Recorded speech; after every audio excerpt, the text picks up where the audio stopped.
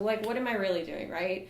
Like, I'm working with people in Savannah to basically grow, like, a grassroots economy, right? We're, like, you know, we're trying to work with locals and make it so that they only, like, not only stay here and root down here, but, like, so that they can sort of grow their dream and then provide living wage opportunities to other people. Like, that to me is really important. So that's what this entity does. That's what we do, so right? Who do you work for? What entity do you work for? Creative Coast. Oh, Creative Coast. I see. That's right. So, and we do that through here. So this space is basically like we provide below market rate like office space and workspace for people who want to come and grow their dreams. And then like they just come in here and they're like, I need a lawyer. Like, who do you know? I'm like, oh, you should talk to this person because they're pro bono and they'll help you grow your thing, right? So basically we just try and connect people to resources and seed capital and education, and we try and put people together, right? So like Chris Miller, the dude who originally founded this place, like his big thing was like, you have to connect people together, right? Because everyone needs everyone.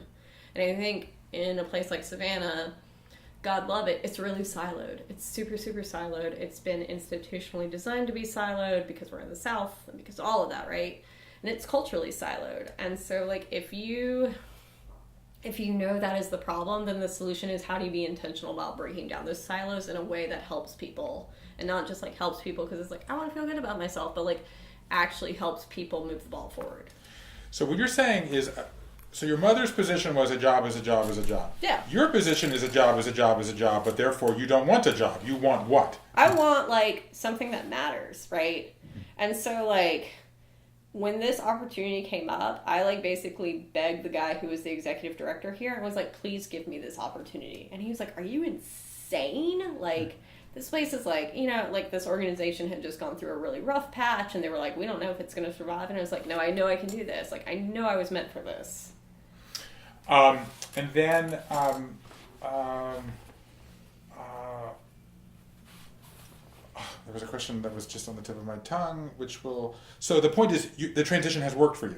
Yeah, like I feel like, you know, and I don't know what's going to happen in a year. I don't know what's going to happen in a few years, but I feel for the first time I have a home, right? I have a home, I have a people, I have a purpose, I have a place.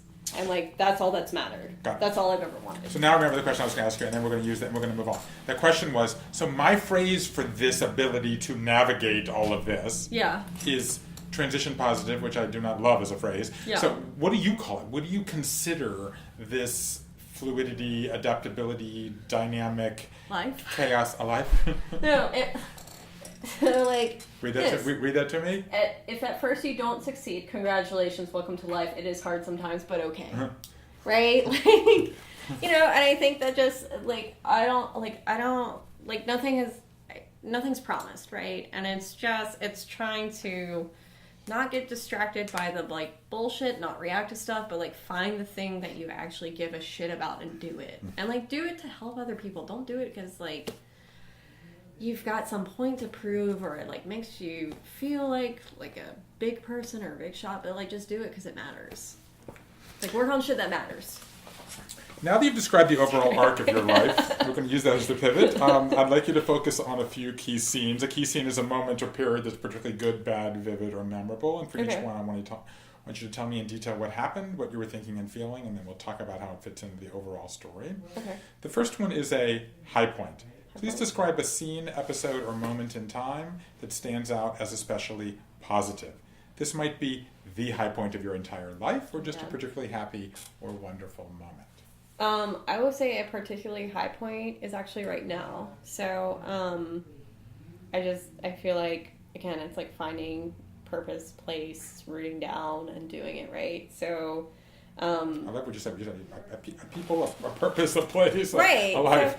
So and I think something that's really important for me to sort of emphasize too is just because it's a high moment doesn't mean it's easy or doesn't mean it's always good. Right. Does that make sense? Like, you know, like earlier this morning, I was almost like in tears because I was like, oh my God, I have so much stuff to do. And like, you know, this person's sick and this person needs this. And like, oh, you know, like a friend came in and was like, you know, how am I going to, like, we're trying to explain like how to like create like an LGBT curriculum to like my board. And they're like, what is LGBTQ? Right. So it's like, we have this moment where it's easy to get into muck, but it's also a high point because it's like I know very clearly like what I'm doing and like what impact I have. And like on Monday, a story about the bitter, in the bitter Southerner came about me, and it was like, yay, like I am doing something, right? And not that like this recognition means that, but like it was this point of like people being like, yeah, I see you, like I know you're doing cool shit, right? And I support that. And that was very,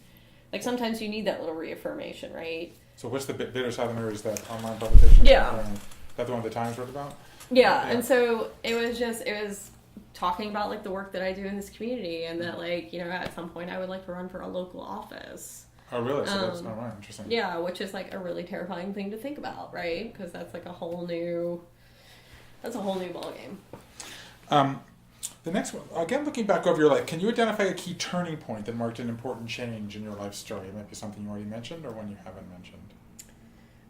I think for sort of the life I have now, it's really easy to credit it as like when I left New York, right? Having to take that leap of faith that like this was not the only way to like make a living. My partner was not the only person that I could ever be with, and that if you take the step off the cliff, that something will be there to catch you, right? You just have to take the step off the cliff. And I am very risk averse. Excuse me? Yeah, no, it freaks me What? out. Like, I am very risk averse. How can that possibly be true? I am, because... You've had 30 like, jobs in the last 8 years. No, but, like, I also have, like, $800 in student loan debt, right? And I have a mortgage, and, like, I have bills, and, like, I needed health insurance. So, like, things like that, like, I have always had to been like, well, no one else is, like, it's not like there's a magic money tree. So, being risk averse is hard for me. What? There's no magic money tree. I wish there was. Oh my god, that'd be great. Many people report having an experience in their lives that was deeply profound, that provided a sense of transcendence, a feeling of oneness with the world, with humankind, or with nature. For some, this is spiritual. For some, it's natural. For some, it's artistic. Yeah. Can you identify one such moment where you felt something like this? I think it's when I really, probably last year, and it was, I don't want to say it was like in reaction to the election, but it was like sort of in reaction to what came after that. So I had been doing local organizing here in the community, and there started, the election happened, and I think people were just like, "Wah!" And I was like, I've got 3 hours to sit in my feelings, and then I have to do something, right? Like, I can't just be sad. And so there were these whisperings of this women's march happening, right? And before I knew it, I got involved as a state organizer for the state of Georgia in the National Women's March. And through that, I took about 400 women from Savannah and about like 20,000 women from Georgia up to DC to participate in this thing, right? And, you can criticize it for what it is. You can point out the imperfections. Maybe it wasn't intersectional enough. Maybe we didn't need the posy hats. Like, I don't know, whatever. But it was this moment of where I was like, holy shit, I'm powerful as fuck. Like, and it was the first time in my life I'd ever felt that. And, like, realizing that, like, I have worth and I have value and I know what I'm doing. And when did you feel that? I think it was in doing that work, right? It wasn't like when I was walking around with a sign. It was when I was doing this work and creating platforms for people to, like, it's like, you can't afford, a bus ticket? Don't worry, we got you. Like, we'll put you on a bus. Like, you need ADA access? Don't worry, we've got you. Like, it was realizing that I had the ability to make things happen. The next scene is the opposite of the first one I asked you. Thinking back over your life, can you identify a scene that stands out as a low point, maybe even the low point in your life story, and even though it's unpleasant? Can you tell me what happened and what you were thinking? Probably being sexually assaulted when I was like 19 and just feeling like very powerless, right? But also, I think the worst from that, not telling anyone about that for like 10 years. So like the first time I talked about that in any sort of public way was probably when I was like 28 and I went to therapy for the first time. And you went to a group therapy session or I went to this was in Georgia or no, this was in New York. In New York. So there's that therapy center on 59th Street in Columbus Circle. It's like low cost therapy. Oh, I don't know that place. Oh, it's awesome. It's great. And it was like the first time I had ever been to a therapist, right? And so like I was dealing with some mental health issues, and I was kind of like just a little bit of a mess, and I was in a messy partnership, and I was like, I gotta like talk to someone because like I'm gonna explode. You know, and I had, as a teenager, I'd been self-destructive, like a lot of self-harm, and so I didn't, you know, I'd feel those urges, and I would feel, you know, suicidal urges, and I was like, I gotta, like, I know I'm gonna save me but me, right? So that was the first place that I sort of worked all that shit out. So if I understand correctly, that chronology would seem to place that event not that far removed from your decision to move back here. Do you correlate the two of like making peace with your teenage self with being able to come back to Georgia? I think so. I think it was like growing enough to see, or I think it was the first time I'd ever had like a conversation with someone about my shit outside of my brain, right? And someone being like, no, it actually, like, how is that a failure? And being like, oh yeah, you're right, it's not a failure, right? Yeah, that's interesting. I mean, again, I thought that I hate to keep saying this, but your generation was more comfortable in the therapeutic language than certainly my generation or certainly the generations before that really kept everything inside. You still had to learn that lesson. I think that, like, I would say that I know a lot of folks who are really comfortable with that, but I would say I think growing up within the culture of my family, we are not comfortable. Like, that, like, therapy is seen as something that, like, rich white families do, right? Yes, right. And, like, my mom was like, we do not do therapy. Like, we don't, like, there are no feelings in the Pappy house, right? And, like, that's just, like, who they were. And you can't, like, fault them for that. You obviously have had a chip on your shoulder for parts of your life. Right. I want to go on a limb. Do you still? I don't know. I would hope that I would be self-aware enough to see it, but probably about some stuff. So I was going to ask you about it. I was going to ask you for two transitions. The two transitions I was going to ask you about were a transition that other people might have found challenging, that you got through, relatively speaking, with less difficulty. Yeah. And then I was going to ask you about a transition that other people might have gotten through easily that really threw you for a loop. Yeah. You were just, this transition you're talking about of self-confidence, leaving New York, coming back, is that a transition that you handled well? It felt it didn't, like, I think if you had asked me, like, if I was transitioning, I wouldn't have used that language, right? But, like, looking back, I'm like, oh, that makes sense, right? Again, like, beauty of outside perspective. What would you have called it? It was stepping into, like, who I was, right? And just, like, owning my shit.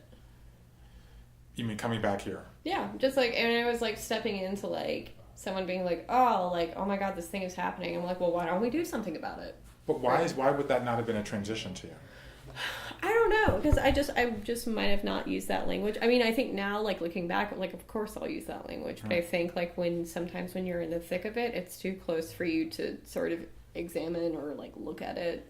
Is it that you think that the word transition implies moving forward and you were moving back? I mean, one of the things that I have found is that I find transition, frankly, to be an imprecise word. I mean, I don't love the word. It's the best I've come up with. Yeah. So I don't really know what is the right word. That's why I'm curious about what you did call it. But I feel like I would have thought that transitions were either moving forward or taking a right-hand turn, but it's very clear to me that many of them, if not even most of them, involve some degree of archaeology, like some degree of going back to the past and making peace with something of the past. Oh, I never thought about that. As a way, and that would seem for sure to apply to you. Yeah. I guess maybe because, like, when I think of transition, so, like, for me, when I think of transition, it's like that. When for me, like, I would say